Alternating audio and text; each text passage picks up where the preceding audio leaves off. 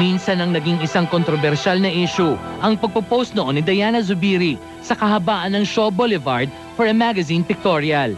Hindi yun nagustuhan ni Mandaluyong City Mayor Benhar Abalos. At muli, naulit ang tila mas malala pang eksena sa Plaza Dilao sa kahabaan ng Rojas Boulevard.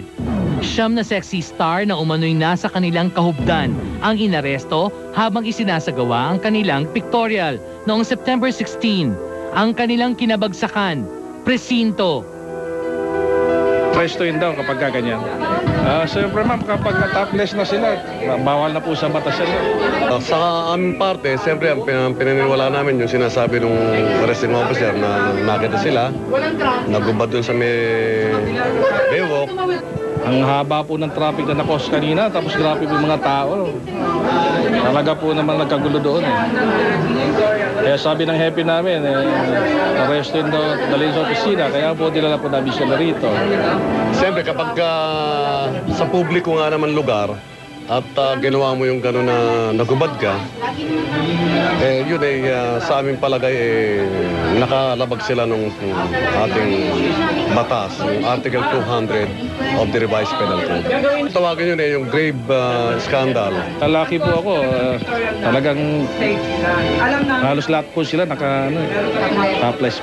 Pero ayaw paawat ang isa sa siyam na bold star. Art po yung ginawa namin para lang sa pictorial. Ang kwento ng mga hubaderang arestado magpapatuloy sa pagbabalik ng Star Talk.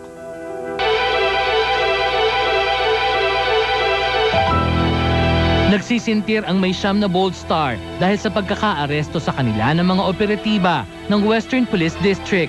Makaraang malaswaan ng mga ito sa halos hubot-hubad nilang pictorial sa isang pasyalan sa Maynila noong Huwebes, September 16. Naabutan kasi ng mga pulis sa Plaza Dilao sa kahabaan ng Rojas Boulevard ang makapukaw tingin at makasagabal trapikong bold stars sa aktong nagpo-post ng halos walang saplot na ang ending, sa presinto sila lahat pinulot. Hindi ko nga alam, nandito na yung diretso. Sabi lang nila, sakay sa bus, sakay sa bus. So hindi ko alam na diretso na pala dito sa presinto. Kaya nagulat na lang ako pagdating namin, nandito na kami. Kinakabahan. Hindi nga namin alam ngayon kung balita ko, makukulong daw kami, hindi ko alam. Ay, opo, syempre kasi pulis yun, hinuli kami. Syempre nakakatakot, pero actually wala naman po kami ginawang masama.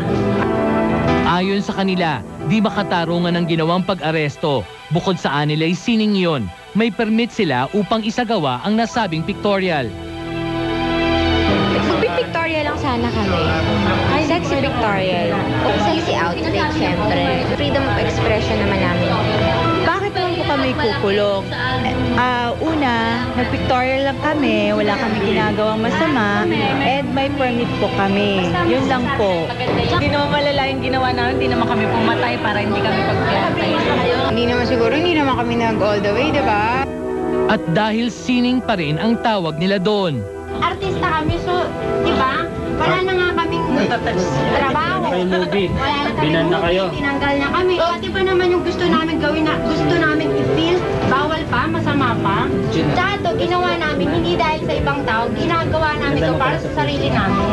Yung ubad yung walang saplot, yung todong walang talaga. Pero meron